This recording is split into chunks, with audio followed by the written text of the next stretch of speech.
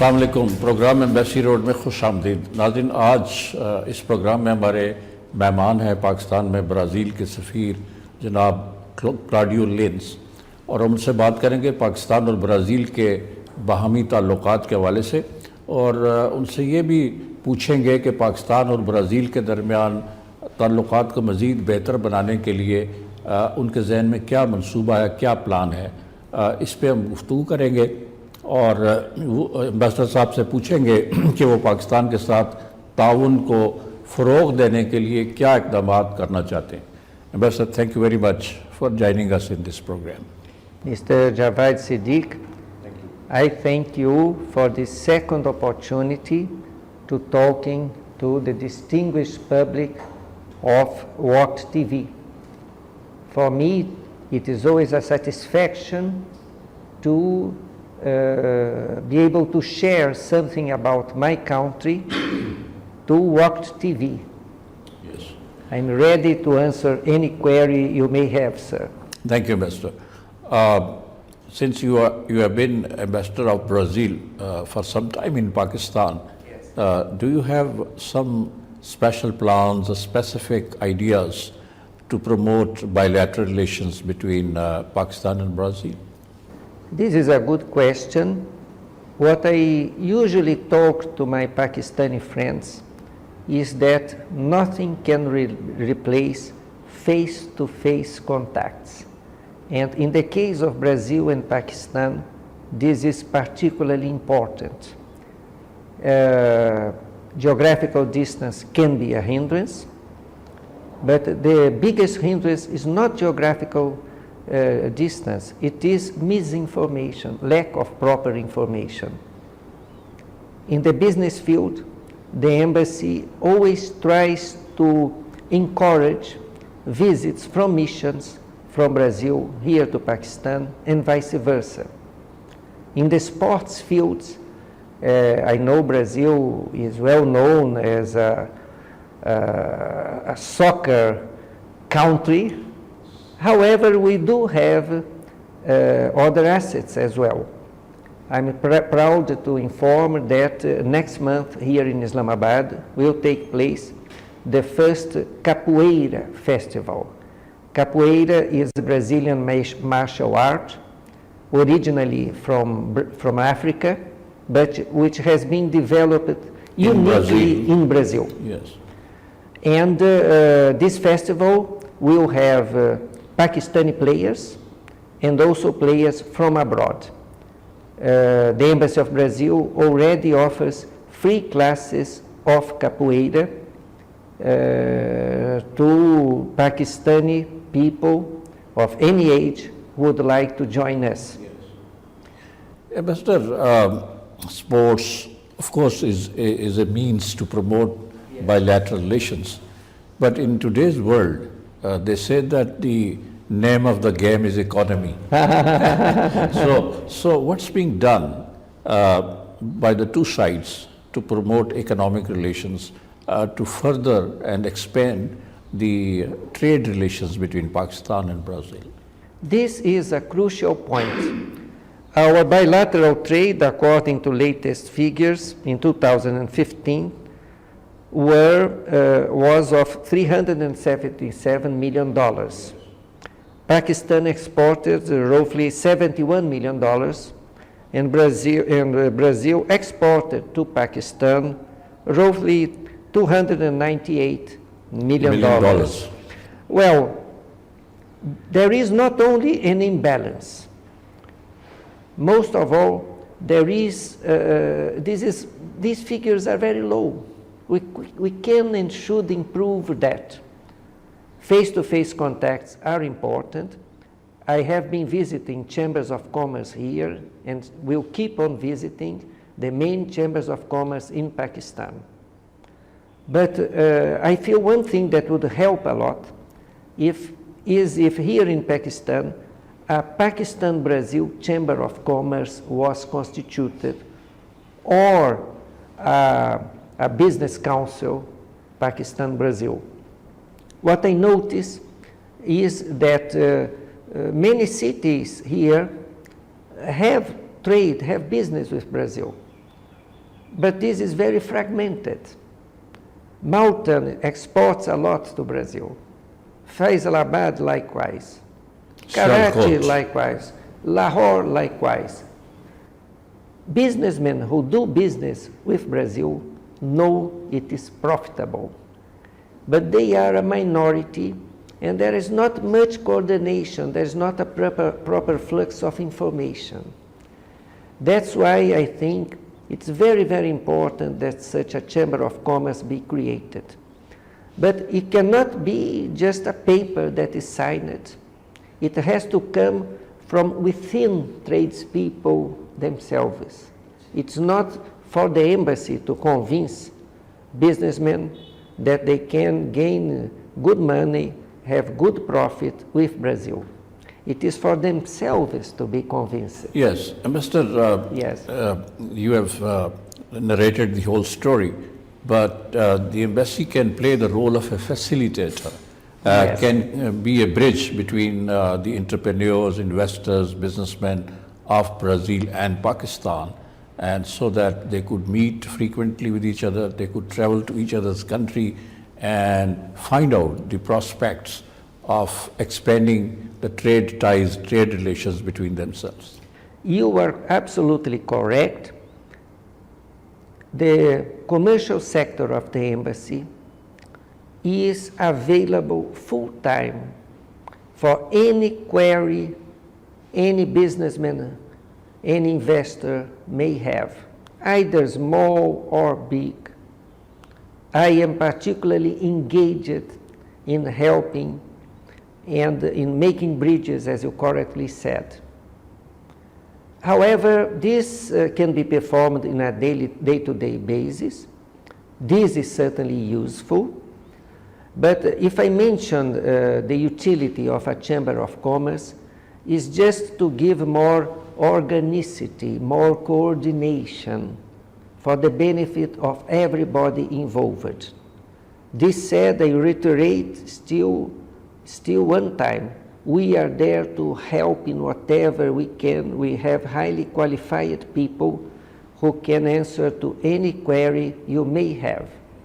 But Ambassador, when you talked the idea of creating a Pakistan-Brazil Business Council, yes, or a joint chambers of commerce, yes. So the traders and the industrialists in Pakistan, are they receptive to this idea? They are ready to do this? Yes, they are receptive to this.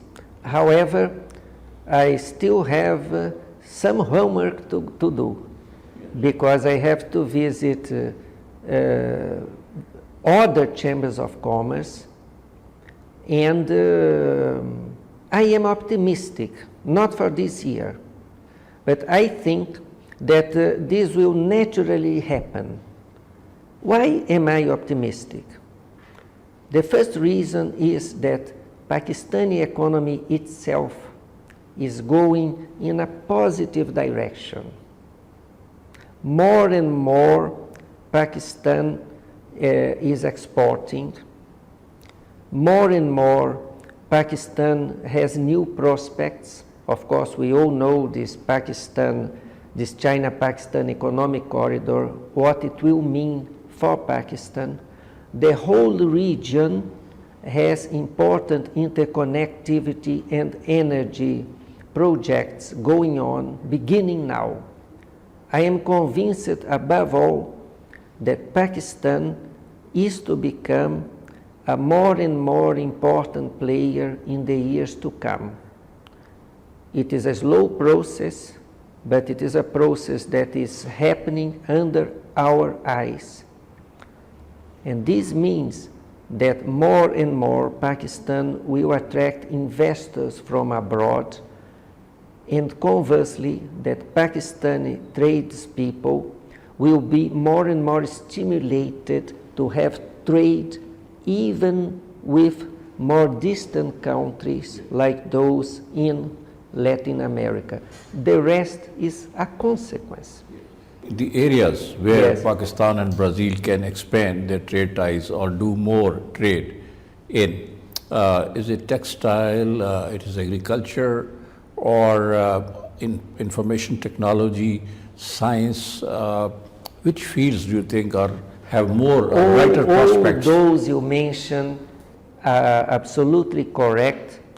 I would just like to add leather garments, pharmaceuticals. You have an excellent pharmaceutic and chemical industry, and the energy sector is also very promising. You know that Brazil and Pakistan share great use of hydroelectric power. We in Brazil have already built many dams. We have much expertise in that. Pakistan has a huge potential in the hydroelectric producing field. Electricity through hydropower stations. Exactly. The problem here is that you have not yet been able to exploit all this potential. This is a well-known fact. Brazil could help, and with its expertise, and the embassy, again in this point, is eager to help, to provide information. Whatever request comes to us, we will examine very, very carefully. Mr. Pakistan would certainly like to have Brazilian investors in the hydropower sector. They could come and help Pakistan. I mean, they can invest in Pakistan in hydropower sector, build dams, if not big, small ones. So is that a possibility? It is a possibility. I invite any interested company from Pakistan to contact the embassy, and the embassy would verify that. I would also mention the good potential of sport items. Of course, we are very well represented here, and this is true. Cialcot exports a lot to Brazil, needless to say. Sports items. Yes. Not only, but it is well known that it exports high quality sports items, which are really appreciated in Brazil. And I think there is potential for more. And the other sources of producing energy, because Pakistan is an energy deficit country, renewable resources of energy, for instance, getting energy through wind or through solar mechanisms. So are there any prospects for Brazil to come out and help Pakistan in this renewable energy process?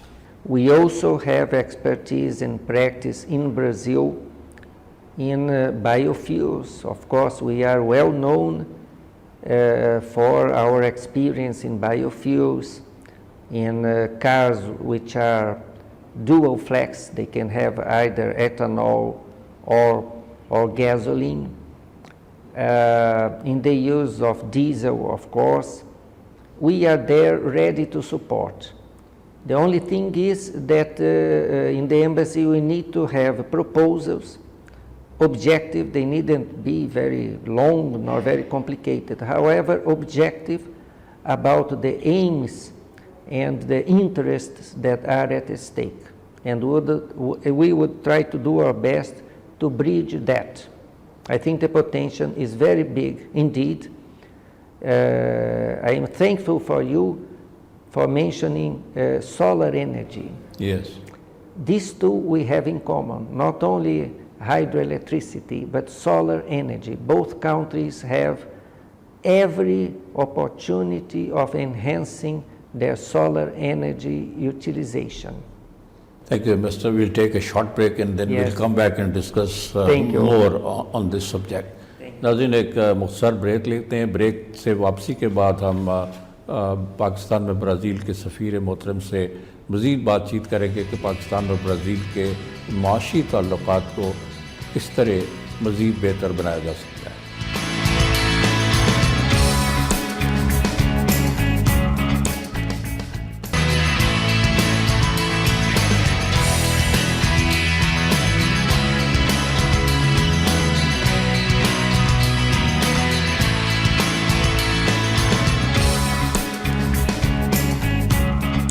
Welcome back.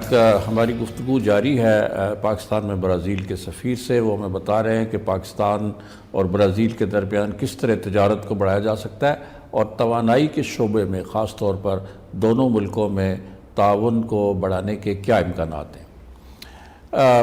Mister, you mentioned earlier that Brazil and Pakistan are geographically far apart, and do you think that geographical distance between these two countries is an impediment, is a hurdle in improving trade and economic relations?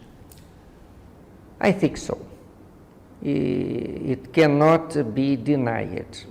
However, not a big hindrance. It is much less of a hindrance today, in which we have emails and Skype, all sorts of ways of communicating. It is true that Brazilian companies often invest in neighboring countries and much less in Pakistan. This is a problem for the embassy here, for the embassy of Pakistan in Brasilia. This is our common challenge. We have to combat prejudices. We have to show that Pakistan is in a dynamic moment of its economy, that it offers safety and the possibility of good profits to investors from the whole world, and more particularly from South America and Brazil. This is a daily combat, so as to say. It is almost a face-to-face combat. But it can be done, and this is happening. As I told you, I am an optimist. There is the language factor. Of course, in Brazil we speak Portuguese. Spanish and Portuguese, yeah. Yes. And here Urdu.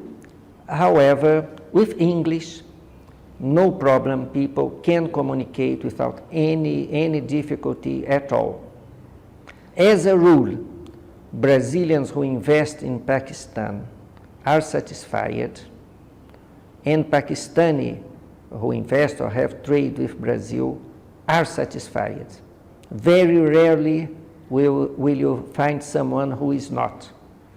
But we have to work to show that there are very good opportunities here, and that this is a safe country for tradespeople. Mr. You have spoken to the leaders of trade and industry in Pakistan. Do you find them prepared to invest in Brazil so that they could have a base in South America? If they go to Brazil, set up industries there or joint ventures with their Brazilian counterparts, and they could form a base there, and they could export their items to other South American countries? Well, not only I find that they can do that, but you often see in a chamber of commerce, whatever you choose, that a few of them are already having trade with Brazil, and they are already telling their colleagues that they are having profits, that everything is okay. This is an asset we have. As for the rest, we have to count on our efforts and also consider that, as you rightly pointed out, Brazil can be a hub for the rest of South America, because we are a big country in South America. And your economy is developing very fast. Exactly, exactly. Also, Pakistan can become more and more a hub. Pakistan is gaining by itself a regional importance. If you consider the neighboring countries, other neighboring countries like Iran, for instance, are emerging. This too contributes to a bigger and bigger visibility of Pakistan. This will take time. but it is an ongoing process. And I think from both ways, the tendency is to improve. I hope to meet you 3 years from now. Yes. And I really have a big hunch that our trade will be really increased from what it is now. Yes. Ambassador, Pakistan has a population of 200 million people almost, Yes. although we are waiting for the census to take place. Yes. But roughly we have 200 million people here in Pakistan. And in our neighborhood, there are countries which are very populous. Yes. They have big population. So do the Brazilian investors or entrepreneurs realize the potential of this area, and could they come here to invest so that they could also benefit from this huge market of South Asia? No, they do not realize. A few have already realized it, but they do not realize. In fact, Pakistan and Brazil have similar populations. Brazil too has 200 million. Yes. Brazil, with its 200 million people, has always relied in its internal market. Now, because of economic difficulties which we are facing, and that I am convinced they are transitory, but these economic difficulties have a positive aspect. Brazilian businessmen are looking more and more Outwardly. outward.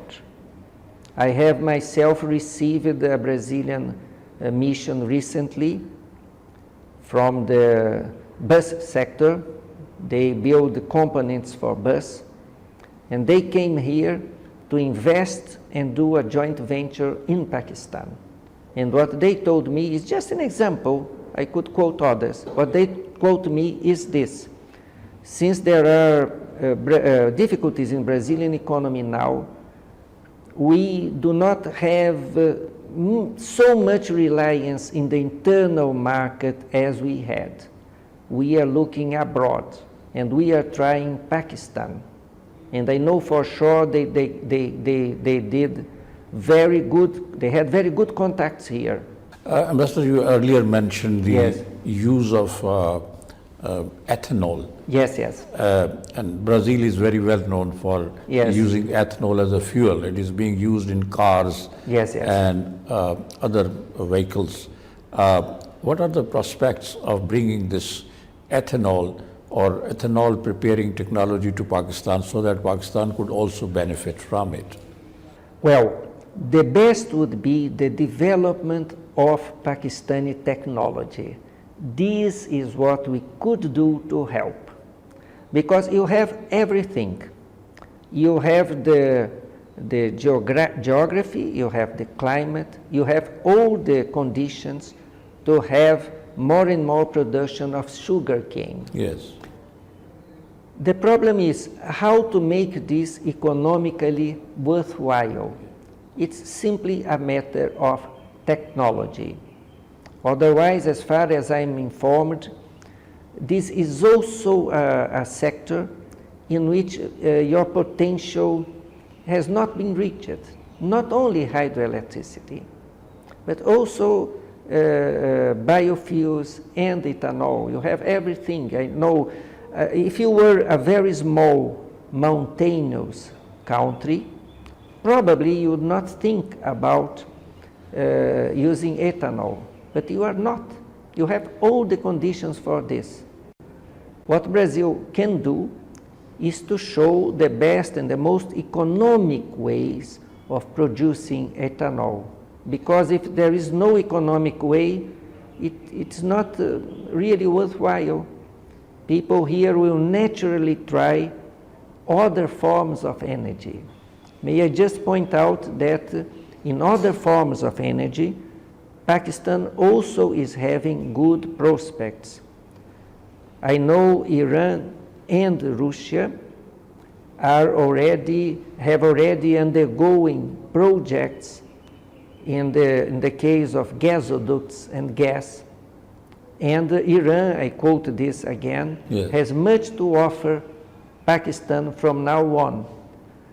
What I think is that all this is very, very positive, but that nowadays, a country like Pakistan, which has such a rich and varied geography, would perhaps gain a lot in investing in diversity, Yes. diversifying its energy prospects. Some time back, Pakistan had shown interest in using ethanol as a fuel in Pakistan. And I think some experiments were carried out. But then I think Pakistan lost interest in this. Do you think that this interest in ethanol fuel as a fuel could be revived? What I can say for sure is this, is that technology in this field is continuously evolving. In Brazil, we have not stopped in time in the case of ethanol. On the contrary, every year the technology is becoming more elaborate with the objective of also becoming less expensive and more cost-effective and more competitive. Yes. So, if some years ago there were these problems, all I can say is I invite my Pakistani friends from the field of energy to contact the embassy. We can provide or we can ask in Brazil for information. We can bridge this gap and show that perhaps now there is the technology you require, the cost-effective way to produce energy alongside hydroelectric, alongside gas or solar energy, of course. Ambassador, you also mentioned Pakistan's pharmaceutical industry. Yes. What are the chances of our entrepreneurs from this industry, pharmaceutical industry, to go and set up industries in Brazil or enter into joint ventures with their Brazilian counterparts? I think what you mentioned is crucial, joint ventures. In this field, perhaps more than in others. In this field, you have an enormous expertise. I myself always buy Pakistani medicine. They are excellent, first rate, and at a price that it is enormously competitive. The problem you face is not the quality, is not the price, but everywhere, each country, each region has its own technical requirements, which are sometimes perhaps even excessive. Well, you have the potential. If in the case of joint ventures, you will have a Brazilian on the other side who can help with the sanitary regulation. Right. Ambassador, thank you. We'll take a short break again and Yes. then we'll come back and continue Thank you. this discussion. Thank you. नाज़रीन, एक और मुख्तसर break लेते हैं. Break से वापसी के बाद हम पाकिस्तान में ब्राज़ील के सफ़ीर से अपनी गुफ्तगू का ये सिलसिला जारी रखेंगे.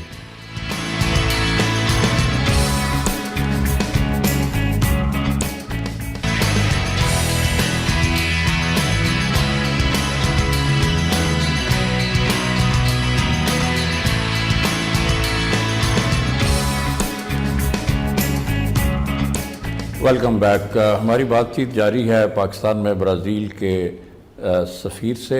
वो हमें बता रहे हैं पाकिस्तान और ब्राज़ील के दरमियान तवानाई के शोबे में और अद्वियात साजी के शोबे में किस तरह का ताउन जो है वो मुमकिन है.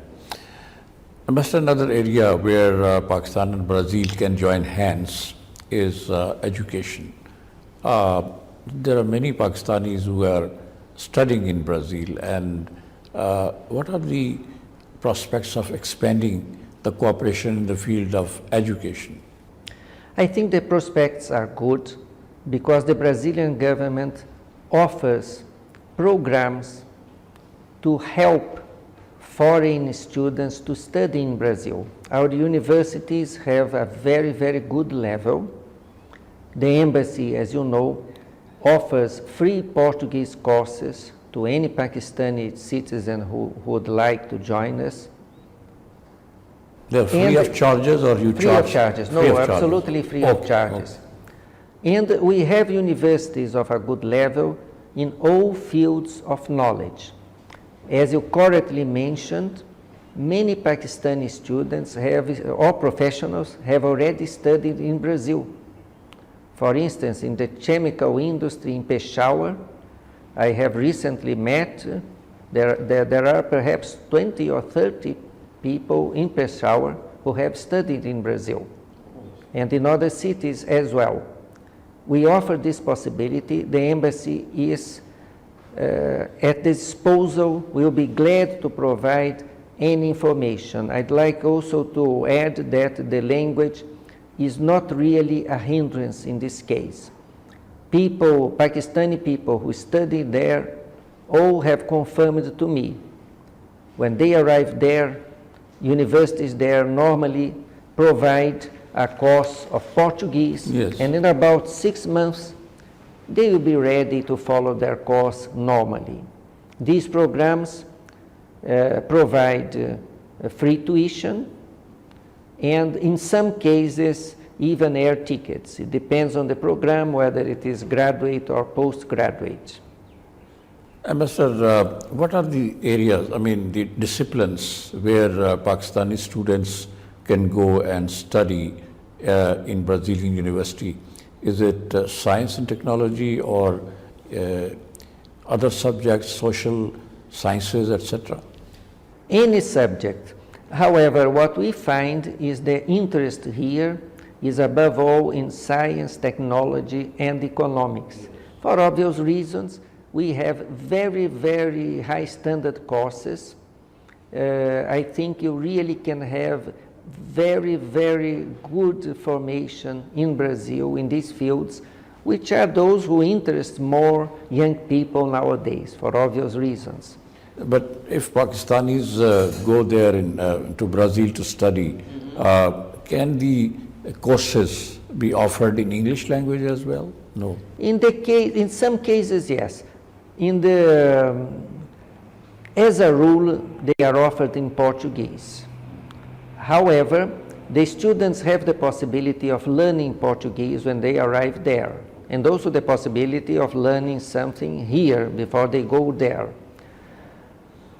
Most, if not all, teachers there master the English language and are more than available and hospitable with foreign students, and will do their best to bridge any gap in communication.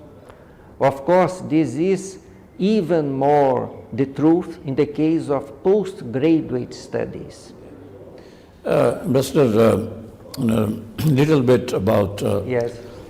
sorry, a little bit about Brazil's situation, the Zika virus, which Yes. has spread in Brazil, Yes. and there was a disturbing news about this disease.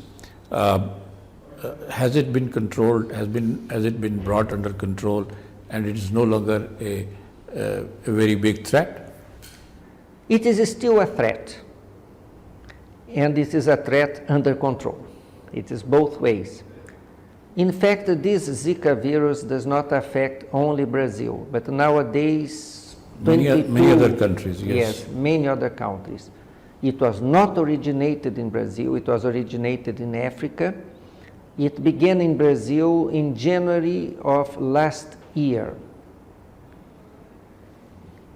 It is a huge challenge because there is no vaccine yet. However, in 80% of the cases, people infected with the Zika virus do not develop any symptom. A minority of cases can develop. As you know, pregnant women can contract the virus, and some of them may have children with malformations. Disabilities or disabilities, yes. Yes. This is very unfortunate. However, there is a huge campaign in course in Brazil. The army with 200,000 people and special committees all around the country, which number other 300,000 people, are working full-time to combat the mosquito. Many campaigns are undergoing, and I think I can safely say that most Brazilian citizens are well informed and conscious of this Preventing virus, the disease. of preventing the disease. However, preventing this disease is a challenge which is similar to the challenge of preventing dengue. Here in Pakistan and other countries. Yes, because the mosquito is the same. The mosquito, the Aedes aegypti, is the one who is responsible for dengue, is also responsible for Zika. And this is a big health problem in the whole world, because to combat this mosquito, it is important that each one in its house has to be a soldier. Yes. Has to fight look it. up to fight against still water, dirty water, etc., etc. We know that this is not easy. Many important laboratories are already working hard to find vaccines against both dengue and the Zika virus. In the case of dengue, there is already a vaccine that is 80% effective, not 100%. Yes. In the case of Zika virus, it is more recent. We are talking about a little more than 1 year. It will take more time. To find out an effective vaccination or... Exactly. But let me stress that fatal cases are rare, that many people who contract the disease have no symptom, and it is to a certain extent seasonal, like the dengue virus, which means that cases are more numerous in summer and much less in winter. And this is good news as far as the Olympic Games are concerned. You know, Rio de Janeiro will host the Olympic Games and in this summer of Brazil. This summer here, but it will be the winter in Brazil. Yes. And every measure has been taken to minimize this problem, which even by natural causes will not be a big problem because of the winter season there. And does this virus in any way affect the tourism? Many people visit Brazil. It's a popular place to visit for tourists. Has that been affected? No. The World Health Organization itself has declared that there is no specific reason for travelers to avoid countries which have the Zika virus, with the exception of pregnant women. This is an exception. It is natural that it be so, but there is no reason for you to avoid any country who suffers from consequences of the Aedes aegypti. Let's not talk only about the Zika virus. In fact, dengue is the cases of dengue are much more numerous. Mr. Sorry. Yes, please. The political situation in various countries keep changing. Yes. You have mentioned Olympics in Brazil. Yes. The political scenario in Brazil is also a little bit critical. A campaign has been launched against the current president in Brazil. Do you think that this political unrest or turmoil can affect the Olympics in any way? It is true that next Sunday, the Brazilian Chamber of Deputies will vote whether or not to accept a process of impeachment of the president against President Dilma Rousseff. Whatever is the result, what we clearly see in Brazil is institutional strength. Brazil has matured a lot. just like Pakistan. The three powers are strong, independent. There is freedom of press. Each power respects the limit of the other power. So, if the President Dilma, Is impeached. is impeached, the Constitution will be respected, the Vice President will assume while the process keeps going on. So, if the president is impeached, there will be fresh elections in Brazil, or? No. Normally what will happen is that, according to our Constitution, is that in this eventuality, the Vice President stays until the end of the current of her tenure. Yes. Thank you ambassador.